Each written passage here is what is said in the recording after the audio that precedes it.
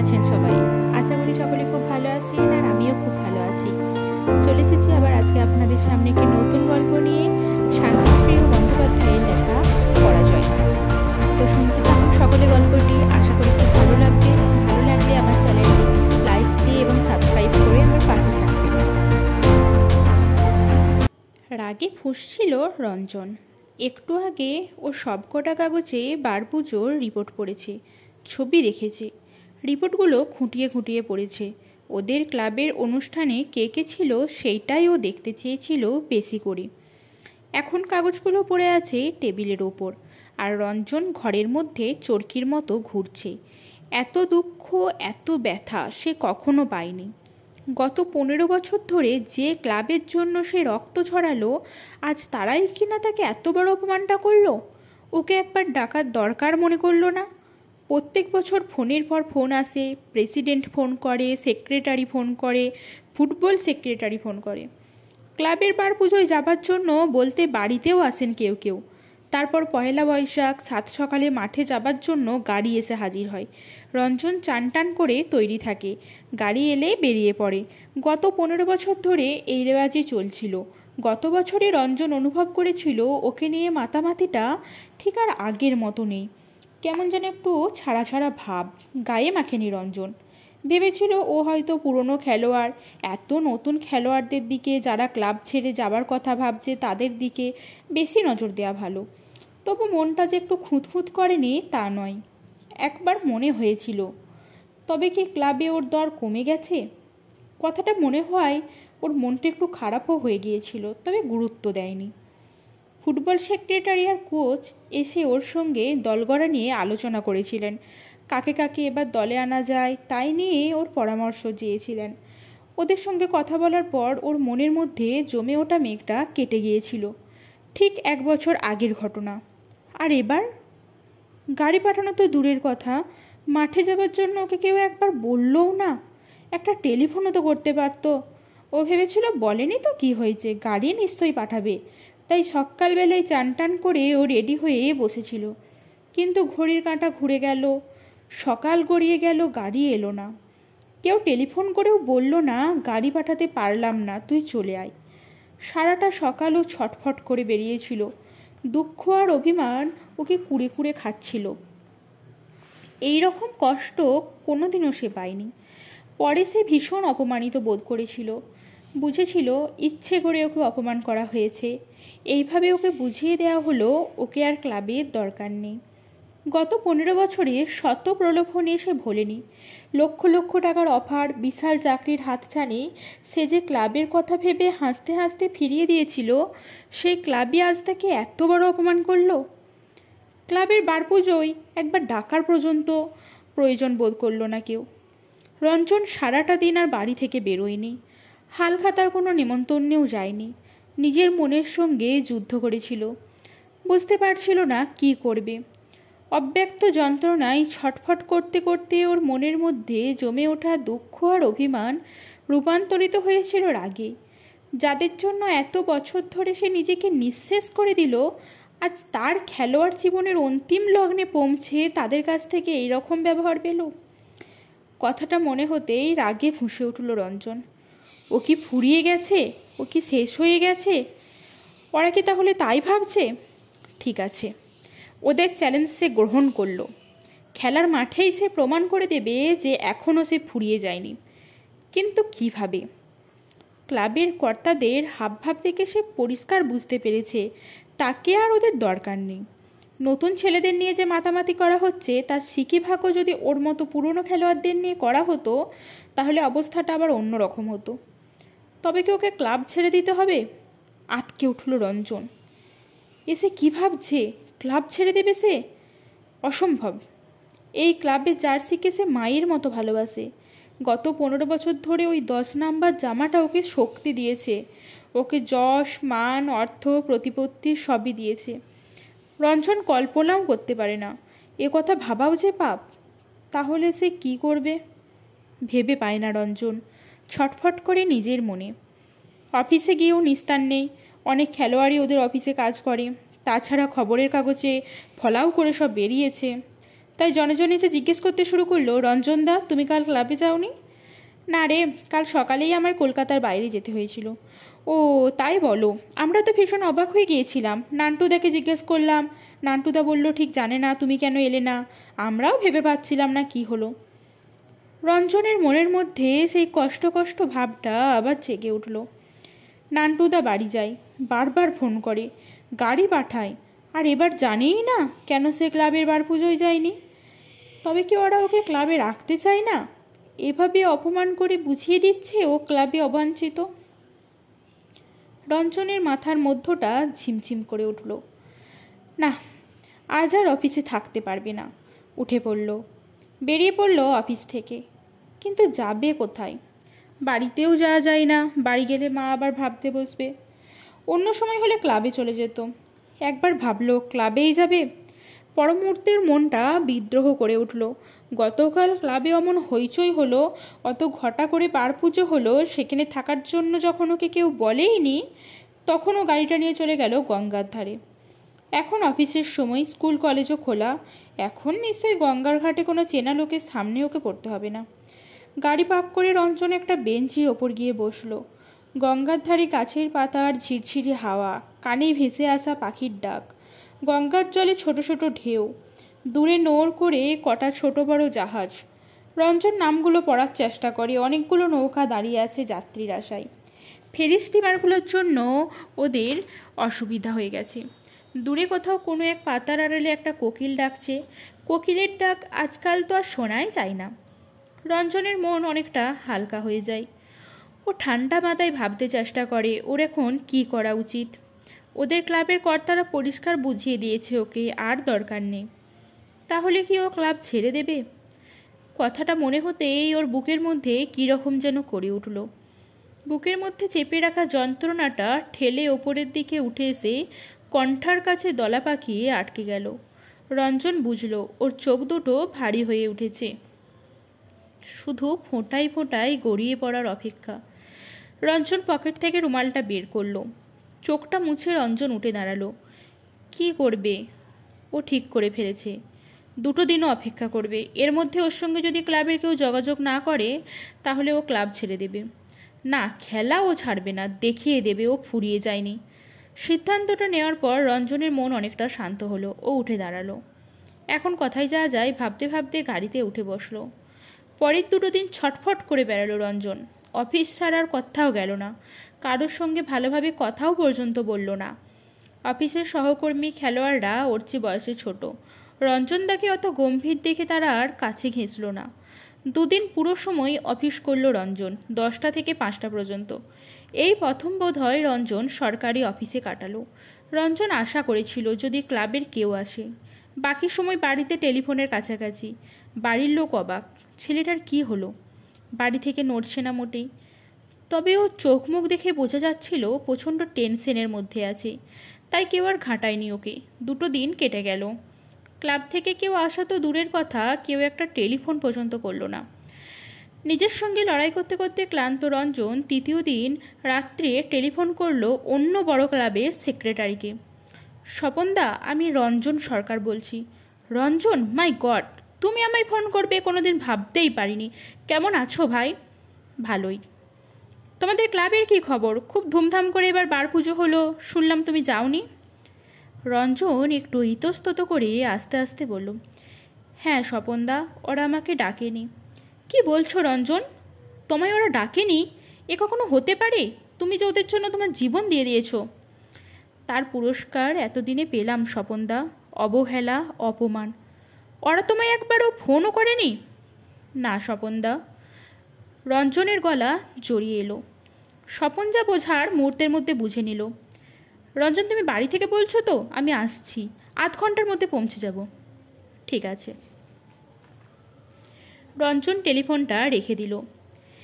এতদিন ওই স্বপন রায় ওকে বারবার ফোন করেছে, দেখা করেছে, লক্ষ লক্ষ টাকার প্রলোভন দেখিয়েছে। রঞ্জন পাত্তাও দেয়নি। নিজের ক্লাবকে সে প্রাণ দিয়ে ভালোবাসে।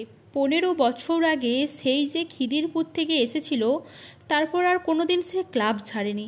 বাংলার হয়ে খেলেছে, ভারতের হয়ে খেলেছে, একাধিকবার বাংলা আর ভারতীয় দলের অধিনায়ক হয়েছে, অর্জুন পুরস্কার পেয়েছে। ক্লাব প্রীতির আদর্শ নমুনা হিসাবে এতদিন ওর নামই সকলে উল্লেখ করত। অন্য ক্লাব যখন ওকে 3-4 লাখ টাকা দেবার কথা বলতো, তখন নিজের ক্লাব থেকে 1-1.5 লাখ টাকা নিয়েই খুশি হয়ে থাকতো। বিনিময়ে সে শুধু চেয়েছিল একটু সম্মান, ভালোবাসা, আন্তরিকতা। তার এই আত্মত্যাগের বিনিময়ে এবার সে কি পেল? অপমান আর অবহেলা। বারপুজোয় না ডাকা মানেই তো বুঝিয়ে দেওয়া তোমাকে আর আমাদের দরকার নেই। রঞ্জনের মনে পড়ল নান্টুদা একদিন বলেছিল, বারপুজোর দিন ক্লাবের সব থেকে নির্ভরযোগ্য খেলোয়াড়দের মাঠে আনতেই হয়, যাদের আনা হয় না বুঝবি তাদের না হলেও ক্লাবে চলে যাবে। এতদিনে রঞ্জন তাহলে সেই দলে পড়ল। বারপুজোর দিন তাকে না ডেকে ক্লাব বুঝিয়ে দিল, রঞ্জন সরকার, তোমাকে আর আমাদের দরকার নেই। কথাটা মনে হতেই রঞ্জনের শরীরটা টান টান হয়ে উঠল। রাগে, দুঃখে, অভিমানে ফুঁসে উঠল। এই অপমান সে মুখ বুজে সহ্য করবে না। সেই মুহূর্তে কলিং বেলটা বেজে উঠল। রঞ্জন বুঝল স্বপন এসে গেছে। স্বপন জানেন টোপ খাওয়া মাছ কিভাবে খেলিয়ে ডাঙ্গায় তুলতে হয়। তাই ঘরে ঢুকেই বললেন, সামান্য ব্যাপার নিয়ে এত মন খারাপ করছো কেন রঞ্জন? সামান্য ব্যাপার? আপনি কি বলছেন স্বপনদা? এত বড় অপমান! দেখো, কোনো কারণে ভুল বোঝাবুঝিও তো হয়ে থাকতে পারে। তারপর 2 দিন কেটে গেছে স্বপনদা, ওরা আসা তো দূরের কথা, কেউ একটা ফোন পর্যন্ত করেনি। সত্যি ওরা তোমার সঙ্গে উচিত কাজ করেনি। আপনি বলুন স্বপনদা, এই ক্লাবের জন্য আমি আমার জীবন দিয়েছি। আপনারাই তো বারবার লক্ষ টাকার অফার দিয়েছেন, আমি ফিরিয়ে দিয়েছি। ওরা যা দিয়েছে আমি তাতেই সন্তুষ্ট হয়েছি। আমার মাথায় তুলে সবাই নাচুক এটা আমি কোনোদিনও চাইনি। চেয়েছিলাম একটু সম্মান, একটু মর্যাদা।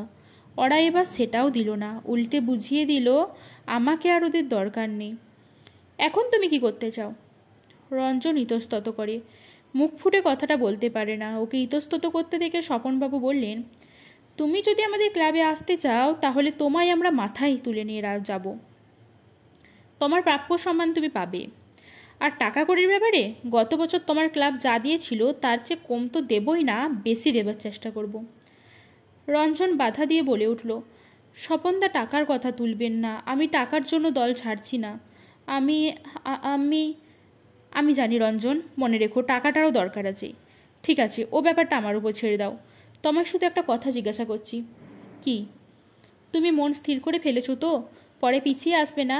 আর একটু ভাবো, আমি জানি ক্লাব তোমার কাছে কি। খেলোয়াড় জীবনের অন্তিম লগ্নে পৌঁছে তুমি সেই ক্লাব ছেড়ে দিতে চাইছো। আর একটু ভেবে দেখো, ওরা সত্যিই তোমার সঙ্গে খারাপ ব্যবহার করেছে। এইভাবে তোমায় অপমান করার কোনো অধিকার ওদের নেই। এ অন্যায়, অন্যায়। স্বপনদার কথাটা শুনে রঞ্জনের মনের মধ্যে চেপে রাখা রাগটা আবার মাথা চাড়া দিয়ে উঠল। মুখ চোখ লাল হয়ে উঠল। ও বুঝল না ওকে তাতাবার জন্যই স্বপন ও কথা বলেছেন। বলল, না না স্বপনদা, আমি ডিসিশন নিয়ে ফেলেছি। এ অপমান আমি সহ্য করব না। আপনি সব ব্যবস্থা করুন। ঠিক আছে, আমি একবার ঘোষদার সঙ্গে কথা বলে নিচ্ছি। এবার দলবদলের সময় পিছিয়ে যাওয়ার দেখছি ভালোই হয়েছি। তুমি প্রথম দিনই সই করো। দাঁড়াও, ঘোষদার সঙ্গে তোমার কথা বলিয়ে দিয়ে সব কিছু এখন ফাইনাল করে ফেলি, কেমন? স্বপন উঠে গিয়ে টেলিফোনটা তুলে নিল। কলকাতার একবারে কোনো নম্বরই পাওয়া যায় না। 4-5 বার চেষ্টা করার পর স্বপন ঘোষদাকে পেল। স্বপন বলল, ঘোষদা, একটা বড় খবর আছে। কি? রঞ্জন, মানে রঞ্জন সরকার আমাদের ক্লাবে আসতে চাইছে। সত্যি? হ্যাঁ, ওর সঙ্গে আমার পাকা কথা হয়ে গেছে। আপনি একটু ওর সঙ্গে কথা বলুন। হ্যাঁ, দাও দাও দাও। স্বপন রঞ্জনের হাতে টেলিফোনটা ধরিয়ে দিয়ে বলল, ঘোষদা কথা বলবেন। হ্যালো। রঞ্জনের গলাটা একটু কেঁপে উঠল। রঞ্জন ভাই, কেমন আছো? Welcome to our club. আমার স্বপ্ন ছিল তুমি অন্তত একবার আমাদের ক্লাবের জার্সি গায়ে দাও। এতদিনে সে স্বপ্ন সফল হবে, তোমায় আমরা মাথায় করে রাখব। রঞ্জনের মুখে খেলে গেল স্নান হাসি। বলল, আমি কিন্তু টাকার জন্য দল ছাড়ছি না। জানি জানি, তুমি সেরকম ছেলে নও। তোমার প্রাপ্য সম্মান তুমি আমাদের ক্লাব থেকেই পাবে। তুমি ভাই স্বপনকে একটু ডেকে দাও। স্বপনদা তোমায় ডাকছেন। রঞ্জন টেলিফোনটা এগিয়ে দিল। স্বপন সাড়া দিয়ে ওদিক থেকে ঘোষদার গলা ভেসে এলো। গলায় চাপা উল্লাস। স্বপন, একদম ফাইনাল করে নাও, টাকার জন্য ভেবো না। যত লাগে লাগুক, রঞ্জনকে টেনে নিতে পারলে ওদের মুখে ঝামা ঘষে দেওয়া যাবে। আর শোনো, ব্যাপারটা একদম চেপে রাখবে। রঞ্জনকেও বলবে। সই করার আগে পর্যন্ত কেউ যেন জানতে না পারে। ঠিক আছে। স্বপন রিসিভারটা রেখে দিয়ে রঞ্জনের সামনে গিয়ে বসলো। বলল, ঘোষদা বলেছেন সই করার আগে পর্যন্ত তোমাকে দল ছাড়ার কথা কেউ যেন না জানে। আমিও তাই চাই। তুমি কবে সই করবে? প্রথম দিনেই? হ্যাঁ, প্রথম দিনেই। তাই হলো। বাংলার ফুটবল সমাজকে বিস্ময়ে হতবাক করে দিয়ে দলবদলের প্রথম দিনেই রঞ্জন সরকার দল ছাড়ল। খেলোয়াড় হিসেবে নাম করার পর থেকে এতদিন যে ক্লাবের সুখ দুঃখের সঙ্গী ছিল রঞ্জন, তার জীবনে সোনালি দিনগুলো কেটেছে যে ক্লাবে, শত প্রলোভনেও যে কোনোদিন দলবদল করার কথা ভাবেনি, সেই রঞ্জন সরকার একরাশ অপমান মাথায় নিয়ে সরে এলো তার ভালোবাসার ক্লাবটি থেকে। সঙ্গে সঙ্গে শুরু হলো কাগজে লেখালেখি, রঞ্জন সরকার দল ছাড়ার কারণ হিসেবে নানা গবেষণা। রঞ্জনের পুরনো ক্লাবের সমর্থকরা ক্ষোভে ফেটে পড়লেন। তারা বিক্ষোভ দেখাতে শুরু করলেন ক্লাব তাঁবুর সামনে। তাদের দাবি রঞ্জন সরকারকে ফিরিয়ে আনতে হবে, জবাব দিতে হবে কেন রঞ্জন সরকার দল ছেড়েছে। খবরের কাগজের রিপোর্টারদের কথা শুনতে হলো ক্রীড়া সম্পাদকের কাছে। কেন এত বড় খবরটার কোনো আজ তারা পাননি। রঞ্জন দলবদল করার খবর ছড়িয়ে পড়ার সঙ্গে সঙ্গে টনক নড়েছিল ক্লাব কর্তাদের। তারা রঞ্জনের বাড়ি ছোটাছুটি শুরু করলেন। জনে জনে ফোন করতে আরম্ভ করলেন। রঞ্জন যেসব খেলোয়াড়দের ছোট ভাইয়ের মতো দেখে ভালোবাসে, তাদের লাগানো হলো তার মত বদল করানোর জন্য। কিন্তু তখন তো বড্ড দেরি হয়ে গেছে। কোথায় রঞ্জন? তার চুলের টিকি পর্যন্ত কেউ দেখতে পেল না। দলবদল করার সঙ্গে সঙ্গেই স্বপন তাকে সরিয়ে দিয়েছে অনেক দূরে। রঞ্জনকে সকলে যখন হন্য হয়ে খুঁজছে, সে তখন সিকিমের পেলিংয়ে পান্ডিম আর কাঞ্চনজঙ্ঘার তুষার সিংবনগুলোর দিকে তাকিয়ে বসে মাউন্ট পান্ডিম হোটেলে তার ঘরে। স্বপনরা যা চেয়েছিল তাই হলো। রঞ্জনকে হারানোর মোক্ষম ধাক্কা খেলো তার পুরানো ক্লাব। আর সে যে ফুরিয়ে যায়নি এ কথাটা প্রমাণ করার জন্য মরশুমের শুরু থেকেই দুর্দান্ত খেলতে লাগলো রঞ্জন। গোলের পর গোল করতে লাগলো। দেখতে দেখতে এসে গেল রঞ্জনের অগ্নি পরীক্ষার দিন। সল্টলেক স্টেডিয়ামের দুই বড় দলের প্রথম লড়াই। উত্তেজনায় উৎসাহে শহর টানটান। দুই প্রধানের লড়াইকে কেন্দ্র করে অনেক বছর পরে কলকাতা আবার মেতে উঠেছে। সল্টলেকের যুব ভারতী ক্রীড়াঙ্গনে 1,20,000 দর্শকের খেলা দেখার ব্যবস্থা। তবু টিকিটের জন্য হাহাকার পড়ে গেছে। সকলেরই ধারণা একটা দারুণ কিছু ঘটবে। অনেকদিন পরে সত্যিকারের একটা ভালো খেলা দেখা যাবে। রেডিও, টিভি, সংবাদপত্রের সাংবাদিকরা ভীষণ ব্যস্ত। এই খেলাটিকে কেন্দ্র করে সারা দেশে যে উৎসাহ আর উদ্দীপনার সৃষ্টি হয়েছে, তার সঙ্গে তাল দিতে তারা হিমশিম খেয়ে যাচ্ছেন। সমস্ত প্রচার, সমস্ত জল্পনা কল্পনার মধ্যমণি কিন্তু রঞ্জন। অবস্থাটা এমন হয়ে দাঁড়িয়েছে, খেলাটা যেন রঞ্জনের সঙ্গে তার পুরানো দলের লড়াই। রঞ্জনের মধ্যেও প্রচণ্ড একটা জেদ তাকে টানটান করে তুলেছে। আজ সময় এসেছে সব অপমানের বদলা নেবার। সে যে সত্যিই ফুরিয়ে যায়নি তা প্রমাণ করে দেবার। তার জন্য সে তৈরি, অপেক্ষা শুধু মাঠে নামার। তবু কোথায় যেন একটু দ্বিধা, একটু আড়ষ্ট ভাব, চেপে রাখা একটু কষ্ট রঞ্জনকে এক এক সময় বিব্রত করে তুলছে। রঞ্জন নিজেকে বোঝায়, ও তো এ চায়নি। আজকের এই পরিস্থিতি তো ওর উপর চাপিয়ে দেওয়া হয়েছে। না, এসব দুর্বলতাকে রঞ্জন পাত্তা দেবে না। যে অবহেলা, যে অপমান ওকে করা হয়েছিল তার বদলা তাকে নিতেই হবে। আজই মাঠে প্রমাণ করে দিতে হবে নান্টু দ্বারা ভুল করেছিল। হ্যাঁ, আজই। সময় সে আর পাবে না। যা করার আজই করতে হবে। ওই 1,00,000 লোককে সাক্ষী রেখে প্রমাণ করে দিতে হবে রঞ্জন সরকার সত্যিই ফুরিয়ে যায়নি। কথাটা মনে হতেই শরীরটা টানটান হয়ে উঠল রঞ্জনের। ও এগিয়ে গেল সল্টলেকে যাবার জন্য ক্লাব তাঁবুর সামনে দাঁড়িয়ে থাকা লাক্সারি বাসটার দিকে। সল্টলেকের যুবভারতী ক্রীড়াঙ্গনে লক্ষ লক্ষ লোকের সামনে দুরন্ত গতিতে চলেছে দুই প্রধানের খেলা। রঞ্জনকে সামলাতে হিমশিম খেয়ে যাচ্ছে তার পুরনো দলের রক্ষণভাগের খেলোয়াড়রা। মাত্র একজনকে সামনে রেখে বাকি 10 জনকেই ওরা নিচে নামিয়ে এনেছে। 10 জনের সঙ্গে একা লড়ছে রঞ্জন। রঞ্জনের সহ খেলোয়াড়রা ঠিকভাবে পাল্লা দিতে পারছে না। ওদের কাছ থেকে প্রয়োজনীয় সহযোগিতা পাচ্ছে না রঞ্জন। এইভাবে শেষ হলো প্রথম অর্ধের খেলা। দ্বিতীয় অর্ধের খেলার চেহারা পুরোপুরি পাল্টে গেল। যারা এতক্ষণ দেয়ালে পিঠ দিয়ে লড়ছিল তারাই এখন রুখে দাঁড়ালো। রক্ষণাত্মক মনোভাব ছেড়ে তারা আক্রমণে ঝাঁপিয়ে পড়ল। তাতে সুবিধা অবশ্য রঞ্জনেরই হলো। এতক্ষণ ধরে পায়ে পায়ে খেলোয়াড় ঘুরছিল, এবার তারা খানিকটা সরে গেছে। তবে ওর পেছনে পুলিশম্যান ঠিকই লেগে রইল। তবু প্রতি আক্রমণে খেলাটা রীতিমতো জমে উঠল। কিন্তু গোল কেউ করতে পারছে না, সময় কেটে যাচ্ছে দ্রুত। রঞ্জন ভালো খেলছে ঠিকই, কিন্তু ও যেভাবে জ্বলে উঠতে চেয়েছিল তা এখনো পারেনি। অথচ এই সুযোগ সে নষ্ট করতে চায় না। সে জানে দুই দলের সমর্থকদের নজর এখন ওর উপরে আছে, তাই যা করার তা এখনই করতে হবে। রঞ্জন নিচে নেমে এলো, নিজেদের হাফ লাইনেরও নিচে। ঠিক সেই সময় ওদের গোলরক্ষক একটা বল পেয়ে ওর দিকে ছুড়ে দিল। রঞ্জন যেন অপেক্ষাতেই ছিল। বলটা ধরে নিয়েই দুলকি চালে এগিয়ে চলল সে। ওকে বাধা দিতে তিনজন খেলোয়াড় আসছে দেখেই বলটা ঠেলে দিল সমরের দিকে। সঙ্গে সঙ্গে নিজে চলে গেল অপেক্ষাকৃত ফাঁকা জায়গায়। সমর বলটা নিয়ে কপা গিয়েই সেই ফাঁকা জায়গা দিয়ে কোনাকুনি বাড়িয়ে দিয়েই গোলের দিকে এগুতে লাগলো। রঞ্জন বলটা ধরে দুজনকে কাটিয়ে পেনাল্টি সীমানার কাছাকাছি এসেই সমরের মাথা লক্ষ্য করে লব করল। সমর হেড দিয়ে বলটা ভাসিয়ে দিল গোলের দিকে। চকিতে রঞ্জন ঘুরে গেল। ওর মুখ তখন নিজেদের গোলের দিকে। ওকে কেউ লক্ষ্য করেনি, সেই সুযোগটা নিল রঞ্জন। বলটা ওর কাছে ভেসে আসতেই ব্যাক ভলি করলো। কেউ কিছু বোঝার আগেই বলটা বুলেটের মতো ছুটে গিয়ে ঢুকে গেল গোলে। ব্যাপারটা কি হলো বুঝতে একটু সময় লাগলো সমর্থকদের। তারপর সারা মাঠ ফেটে পড়ল উল্লাসে। দলের খেলোয়াড়রা তখন রঞ্জনকে নিয়ে মেতে উঠেছে, আর ওদিকে যুব ভারতীর গ্যালারি বাজি আর পটকার শব্দে গমগম করে উঠল। একটু পরেই খেলা শেষ হয়ে গেল। সে যে ফুরিয়ে যায়নি একথা প্রমাণ করে সব অপমান অবহেলার বদলা নিয়ে রঞ্জন সরকার ফিরে এলো সাজঘরে। মাথা নিচু করে সাজঘরে ঢুকে এক কোণে একটা চেয়ারের উপর বসে পড়ল। কই সেরকম আনন্দ তো হচ্ছে না তার। সাজঘরে তাকে নিয়েই হইচই চলছে। কেউ একজন এসে ওর হাতে কোল্ড ড্রিঙ্কসের একটা বোতল ধরিয়ে দিয়ে গেল।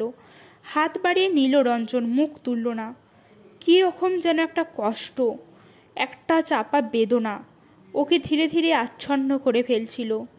এই হইচই, এই উল্লাস, এই অভিনন্দন ওর ভালো লাগছিল না। সাংবাদিকরা তখন কোচের সঙ্গে কথা বলছেন, ওর সঙ্গেও কথা বলতে চান ওরা। ওরা কি জিজ্ঞাসা করবেন তাও জানা রঞ্জনের, কিন্তু ওদের সত্যি কথা তো বলতে পারবে না সে।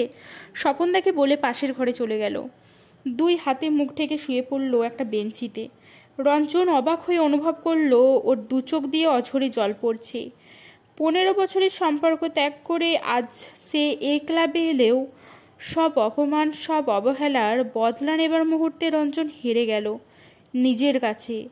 কেঁদে উঠল রঞ্জন। দুই হাতে মুখ ঢেকে কাঁদছে রঞ্জন সরকার, কাঁদছে, শুধুই কাঁদছে।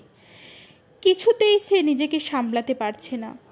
পয়লা বৈশাখ বারপুজোয় তাকে না ডাকার অপমানে যে কষ্টটা দলা পাকিয়ে এতদিন ওর কণ্ঠার কাছে আটকে ছিল, আজ সেই কষ্ট, সেই জ্বালা চোখের জল হয়ে ভাসিয়ে নিয়ে গেল স্ট্রাইকার রঞ্জন সরকারকে।